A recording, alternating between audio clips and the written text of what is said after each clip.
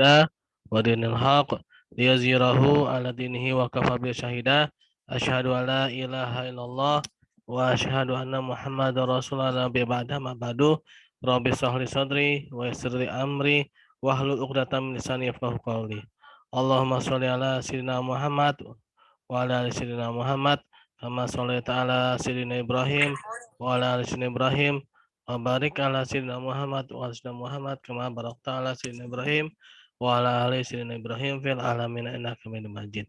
Baik teman-teman, kita sekarang pertemuan yang ke-6 ya.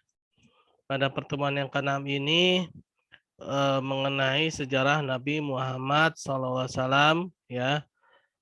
Nah, mungkin teman-teman ya, saya yakini sekali ya bahwa pertemuan kita pada kali ini ketika membahas sejarah Nabi Muhammad SAW ini pastilah sangat jauh ya dari kesempurnaan ya.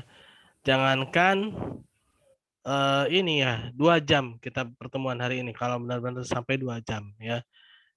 Atau mungkin 1 jam ya, atau mungkin hanya beberapa menit. Jangankan segitu ya.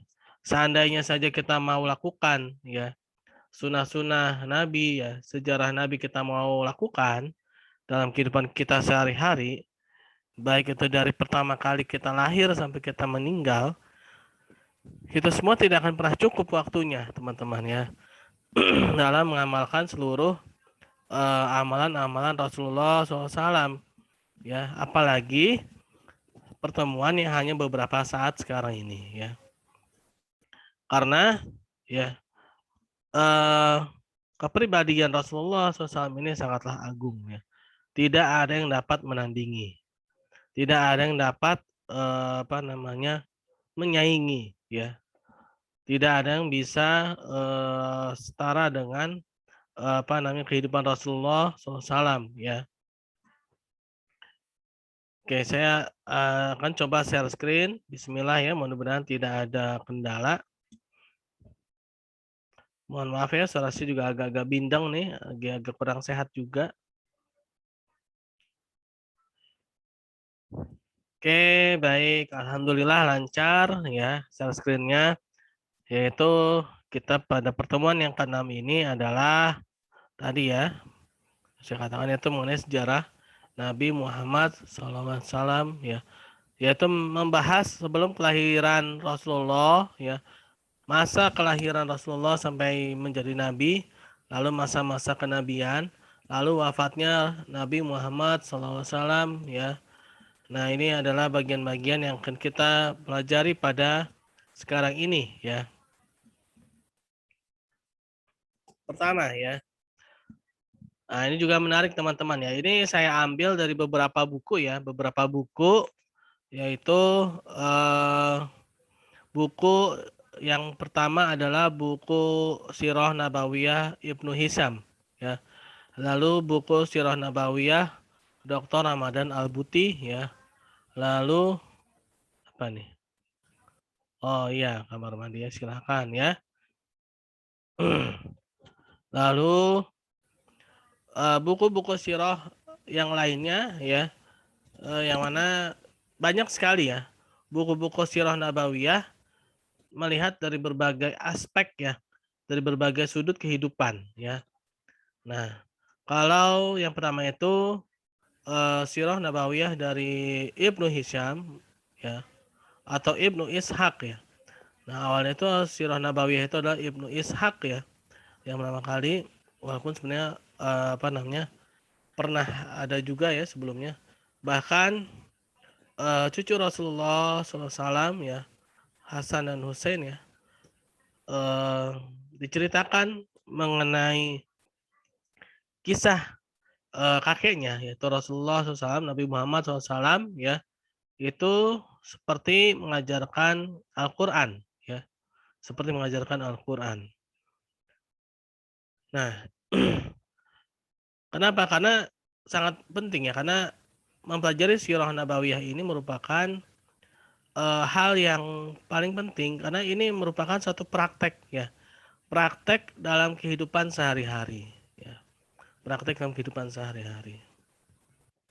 Nah, Pada kali ini saya akan bahas terlebih dahulu bagaimana sebelum kelahiran Nabi Muhammad SAW ya. Yaitu pertama kondisi masyarakat ya. Kondisi masyarakat ketika sebelum kelahiran Nabi Muhammad SAW ya, yaitu kondisi yang sangat jauh dari petunjuk hidayah dari Allah Subhanahu wa taala. Jadi kondisinya memang terjadi vakuman kenabian ya. Kurang lebih sekitar 500 tahun. Dan bahkan ya, apabila kita baca buku-buku sejarah ya, di abad ketiga atau di tahun ke-300-an ya, terjadinya lahirnya agama baru, yaitu agama Nasrani ya, yang didirikan di Nisea ya, Nisea. Kenapa bisa ada hal terjadi seperti itu gitu ya? Karena memang terjadinya kevakuman kenabian. Nah, pada saat diangkatnya Nabi Isa alaihissalam ya, sampai dengan wafatnya, sampai dengan kelahiran Nabi Muhammad SAW ini tidak ada nabi yang diutus ya, tidak ada nabi yang diutus ya. Kurang lebih sekitar 400 mungkin ya, 400 tahun lah ya. Nah, sebenarnya juga ada suatu pelajaran juga. Ternyata di saat-saat antara diangkatnya Nabi Isa alaihissalam ya sampai lahirnya Nabi Muhammad SAW ini, ternyata ada suatu kisah sebenarnya di antaranya itu ya, yaitu kisah Ashabul Kahfi ya. Nah, ternyata kisah Ashabul Kahfi ini terjadi ya di antara itu ya, di antara diangkatnya Nabi sallallahu alaihi wasallam ya sampai dengan lahirnya Nabi Muhammad SAW ya. Kisah Ashabul Kahfi yaitu kisah 7 orang pemuda ya yang mana mereka beriman pada Allah Subhanahu wa taala. Mereka ini adalah golongan Hawariyun ya. Mereka ini adalah golongan Hawariyunnya Nabi Isa alaihissalam ya. Nah, mereka adalah golongan-golongan yang berpegang teguh pada ajaran Islam yang dibawa oleh Nabi Isa alaihissalam ya. Syariatnya Nabi Isa alaihissalam. Islam juga ya. Tapi nabinya Nabi Isa alaihissalam ya. Karena ketika itu Nabi Muhammad SAW belum lahir ya. Nah, ketika itu ya masyarakat sudah cenderung terombang-ambing ya. Cenderung sudah terkontaminasi dengan pemikiran-pemikiran mereka sendiri. Ya. Ya wajar lah ya 400 tahun ya. Ketika itu mereka mencari-cari bentuk ya. Karena memang tidak ada wahyu dari Allah Subhanahu wa taala yang diturunkan oleh Allah Subhanahu wa taala. Ya mungkin itu karena azab ya, azab dari Allah Subhanahu wa taala. Kenapa Allah Subhanahu wa taala turunkan azab kepada umat manusia? Karena Nabi Isa alaihissalam ya sebagai nabi mereka ingin bunuh ya, ya. Nah, Nabi SAW ingin dibunuh oleh mereka ya. Nah, sehingga Nabi Isa alaihissalam pun diselamatkan oleh Allah Subhanahu wa taala ya. Dan akhirnya Allah Subhanahu wa taala turunkan azab kepada manusia, yaitu tidak adanya nabi ya. Ini salah satu pelajaran mungkin ya.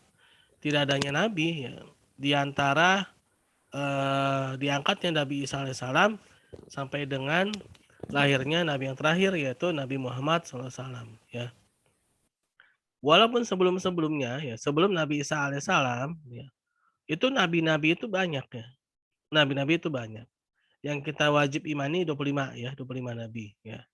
Nah, itu nabi-nabi itu banyak ribuan ya, bahkan ya ratusan. Rasul itu ratusan ya. Nabi itu ribuan. Nah, tapi begitu Nabi Isa alaihissalam ingin dibunuh dan hampir saja terbunuh ya, Allah Subhanahu wa taala menurunkan azab ya, yaitu tidak utusnya nabi ya. Sehingga manusia terombang-ambing ya. Memang muncul beberapa peradaban-peradaban ya yang mana sangat terkenal yaitu peradaban Romawi ya, peradaban Persia, India dan Cina ya. Akan tapi peradaban-peradaban itu sangat jauh dari kondisi-kondisi ya petunjuk dari Allah Subhanahu wa taala. Peradaban-peradaban itu cenderung menyimpang ya, menyimpang. Kenapa menyimpang? Karena peradaban itu mereka sangat keluar dari apa namanya pre-kemanusiaan ya. Ya seperti contohnya di Persia ya. Di Persia itu ada seorang raja yang menikahi ibunya sendiri, ada seorang raja yang menikahi anak perempuannya sendiri ya. Dan itu merupakan satu penyimpangan ya, penyimpangan kemanusiaan ya. Dan juga ada satu undang-undang ya pada saat itu, yaitu kaum wanita diperbolehkan, diperserikatkan seperti harta ya. Nah, ini merupakan satu penyimpangan yang sangat besar ya. Di samping katanya ada peradaban maju ya. Begitu pula dengan Romawi ya, Romawi pun juga demikian ya. Romawi hanyut dalam imperialisme ya, dalam menjajah ya, dalam apa namanya melakukan serangan-serangan ya terhadap orang-orang di sekitarnya, ya, terhadap penduduk-penduduk atau bangsa-bangsa di sekitarnya ya. Dan juga ini ya pun juga seperti itu juga. Tenggelam dalam tahayul-tahayul ya. Tahayul-tahayul ya, misalkan seperti apa? Di lautan itu ada monster yang besar dan segala macamnya ya. Ya. Dan juga banyak sekali pemikiran-pemikiran yang menyimpang ya. Dan itu dianggap maju ya. Nah, kondisi ini juga mempengaruhi kondisi masyarakat Jazirah Arab ketika itu. Secara apa ya, normalnya ya, Jazirah Arab itu sebenarnya kondisi yang bersih. Kondisi yang bersih dari segala macam pemikiran-pemikiran. Kondisi yang bersih dari segala macam penyimpangan-penyimpangan. Hanya saja mereka terpengaruh. Ya. Ada namanya salah seorang apa namanya tokoh ya kalau nggak salah itu, yang pertama kali membawa berhala ke Mekah ya. Salah satu Abdullah bin Uay ya. Nah ini adalah tokoh yang pertama kali membawa berhala ke Mekah. Nah jadi dia ini adalah tokoh yang sangat dermawan sebenarnya. Ya. Dia ini tokohnya baik ya, sebenarnya baik, tapi dia tidak benar ya. Makanya nih ada orang baik, tapi dia tidak benar ya. Nah, oleh karena itulah kita harus baik dan benar ya. Nah dia baik, kebaikannya pun apa namanya kemana-mana ya. Sampai-sampai karena kebaikannya dia ini, ya, dia sangat disegani ya. Dia sangat disegani oleh masyarakat sekitar dan sangat diikuti karena kedermawanannya ya. Nah, ketika itu dia menemui satu bangsa ya, bangsa Amrik kalau salah ya, sedang menyembah berhala. Dan dia bertanya, apa yang kamu lakukan gitu kan? Sungguhnya kita sedang memuja Tuhan gitu kan. Mereka mengatakan bahwa kami meminta hujan diberi hujan, minta panas diberi panas. Pokoknya itulah ya, apa namanya, dikabulkan gitu. Dan si apa namanya nih, si Abdullah bin Uay ini yang dari Mekah ini pun tertarik ya. Dan dia bilang, bawakanlah aku satu buah patung. Maka diberilah Hubal ya, itu patung yang besar ya, dibawa ke Mekah. Dan semenjak itulah Mekah menjadi penuh dengan patung-patung berhala-berhala. Di samping itu juga terjadinya penyimpangan-penyimpangan ya, yang mana terjadinya redefinisi atau mendefinisikan kembali pengertian-pengertian yang baik ya menjadi salah. Yaitu contohnya seperti takarub ilallah. Mereka mengatakan bahwa takarub ilallah, dekat dengan Allah Subhanahu wa taala itu ya adalah memberikan pinjaman orang dengan memberikan bunga ya. Itu ada tuh di dalam bukunya Dr. Ramadan Albuti ya. Jadi ada beberapa redefinisi penyimpangan-penyimpangan yang terjadi ya pada kondisi masyarakat Jazirah Arab ya, jahiliyah ya. Lalu mereka bilang kesatriaan itu, seorang yang dibilang satria ya, itu ketika mereka senang atau gemar berperang ya. Dan banyak juga yang lain-lainnya, ya. Kesucian ya, dan juga kesucian. Kesucian itu ya mereka dikatakan suci dan memiliki harga diri ketika mereka membunuh anak perempuan mereka ya. Nah, itu adalah penyimpangan terminologi ya, penyimpangan istilah-istilah, pengertian-pengertian istilah-istilah yang mereka definisikan kembali menurut hawa nafsu mereka. Kenapa bisa seperti itu? Karena mereka terinspirasi oleh masyarakat sekitar mereka ya. Terinspirasi oleh masyarakat Romawi ya, Persia dan juga India dan juga Cina ya. Nah, itulah kondisi masyarakat Jazirah Arab ya. Secara normalnya sebenarnya mereka itu orang yang baik ya. Nah, itu juga menjadi salah satu alasan ya kenapa Mekah atau Jazirah Arab dipilih oleh Allah Subhanahu wa taala sebagai tempat Rasul yang terakhir. Karena kondisi masyarakatnya adalah kondisi masyarakat yang sebenarnya masih murni ya. Artinya apa? Masih jauh dari kontaminasi pemikiran-pemikiran yang sesat ya.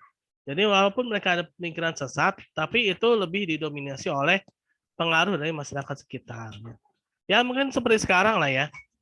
Kalau kondisi sekarang tuh nggak jauh beda lah. Ketika Islam itu ajaran Allah Subhanahu Wa Taala itu tidak terlihat ya, maka ya pengaruh-pengaruh dari luar itu akan kita anggap itu suatu modernisasi kan. Contoh misalkan dalam kehidupan kita sekarang ini, anak-anak teman-teman ya, teman-teman yang masih muda-muda ini kan mendefinisikan gaul itu ketika apa? Nah, nggak gaul loh kalau belum pacaran kan. Nah, itu redefinisi yang sama seperti definisi kondisi jahiliyah di zaman dulu ya. Ya bedanya ya mungkin kalau sekarang ada handphone ya, ada smartphone. Ya dulu mungkin belum ada smartphone, tapi secara inti ya, secara apa ya kalau dibilang ya, substansinya sama ya. Adanya definisi ulang ya, definisi ulang suatu pengertian ya. Ya tadi gaul itu dikatakan kalau pacaran, ya kan? Dikatakan gaul kalau pacaran. Ya, itu adalah satu definisi, ya. Definisi gaul, ya kan? Padahal gaul itu bukan pacaran, ya kan? Nah ini sama ya. Mungkin kita ya bedanya cuma bedanya sekarang kita ada mobil ya. Zaman sekarang ada mobil, ada pesawat terbang, ada handphone ya. Tapi pemikirannya sama, jahiliyah juga ya. Nggak jauh beda sama zaman sebelum kelahiran Nabi Muhammad ya. Intinya sama ya, substansinya sama ya. Hanya bedanya cuma itu aja ya, tadi ada teknologi aja gitu kan. Tapi secara pemikiran mundur ya, 1.500 tahun yang lalu ya. Nah, kenapa? Karena jauh dari ajaran Islam ya teman-teman ya. Teman-teman dengar ya? Oh ya dengar Pak. Ya, oke. Dengar Pak. Kondisinya hujan ya. Ya ini mohon maaf tadi Zoom-nya dia memberikan reminder ya. Nanti kalau putus kita sambung lagi ya. Tadi ya, jadi secara secara pemikiran ya, ketika seorang itu jauh dari Islam ya, dia akan mundur pemikirannya 1.500 tahun yang lalu ya, yaitu ketika Rasulullah belum diutus ya. Nah, satu tadi tuh ya, contoh gaul ya. Nah, itu definisi gaul ya kan. Sama itu ya, seperti definisi-definisi dahulu kala ya, sebelum Rasulullah diutus ya. Nah, lalu sebab yang kedua adalah kenapa dipilihnya Jazirah Arab? Karena memang Jazirah Arab itu orang-orangnya ya dia sangat kental akan persaudaraan sesama kabilah-kabilahnya ya. Contoh yaitu ketika terjadi pemboikotan ya, Rasulullah ya di Mekah ya itu sempat diboikot. Dan yang diboikot itu bukan cuma Rasulullah dan para sahabatnya, tapi keluarganya Bani Hasyim yang mereka belum masuk Islam sekalipun, mereka tetap sedia untuk ikut diboikot. Ya. Nah, coba kita bandingkan dengan ya kita sekarang ya. Kita bandingkan dengan kita sekarang. Ketika ya ada saudara kita mungkin apa namanya ya. Ya beda ya, jangankan beda agama ya, atau mungkin baru beda pilihan aja ya. Tuh, baru beda pilihan partai aja kan. Diboikot nih ceritanya. Ogah, kemarin dia pilih si A, saya kan pilih si B gitu kan. Nah, itu aja udah istilahnya udah egois kan. Nah, orang-orang kabilah-kabilah Arab ini, mereka kalau satu keluarga, mereka itu akan bela mati-matian. Walaupun bukan seagama, walaupun tidak apa ya istilahnya ya. Sepercayaan dengan mereka ya. Mereka tetap ikut ya. Bani Hasyim itu belum semuanya beriman ya. Mereka belum semuanya beriman, tapi ketika diboikot mereka ikut sedia diboikot ya. Nah, itulah ya, itu apa salah satunya ya. Nah, lalu ini adalah kondisi-kondisi masyarakat ya. Lalu kejadian-kejadian menjelang akhirnya Rasulullah SAW ya.